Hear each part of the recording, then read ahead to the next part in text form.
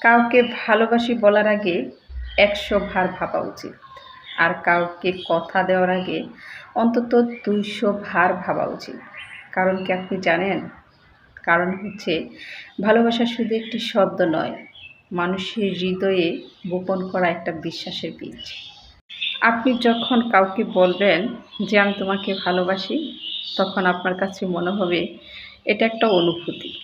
কিন্তু তার কাছে মনে হবে এটা একটা ভবিষ্যৎ, এটা নিরাপত্তা, এটা স্বপ্ন আর প্রতিশ্রুতি। প্রতিশ্রুতি হলো বিশ্বাসের উপর দাঁড়ানো একটি সেতু, যেটি বানাতে অনেক সময় লাগে। আর ভাঙতে লাগে একটি মাত্র মিথ্যা, একটি অবহেলা আর একটি ভঙ্গ করা কথা।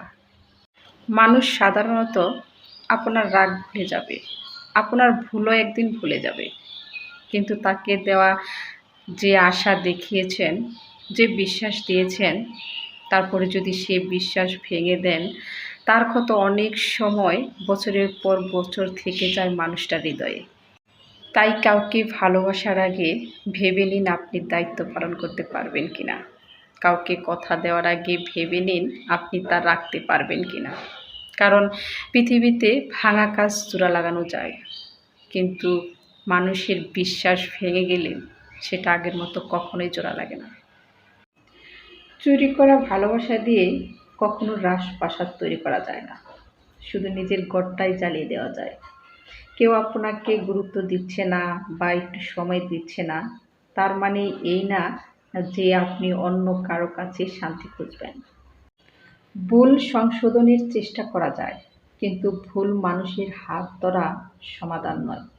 লুকিয়ে রাখা সম্পর্ক কিন্তু কখনোই ভালোবাসা হতে পারে না।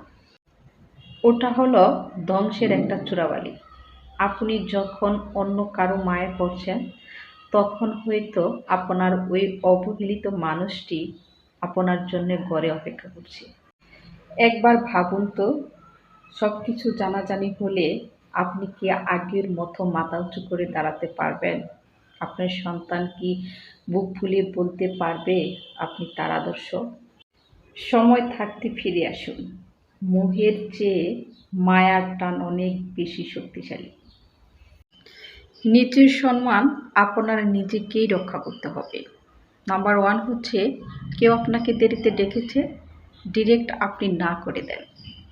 নাম্বার 2 হচ্ছে দাওয়াত নাই, যাওয়ার কোনো দরকার নেই।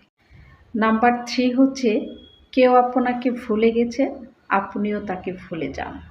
নাম্বার 4 হচ্ছে কেউ আপনাকে ব্যবহার করছে, আপনি তাকে আপনার লাইফ থেকে বাদ দিয়ে দেন। আপনার সাথে যদি কেউ ইগনোর করে, তাহলে সেফ আপনি আপনার লাইফ থেকে বাদ দিন। ইগনোর করা মানুষের সাথে আপনি কখনোই থাকবেন না।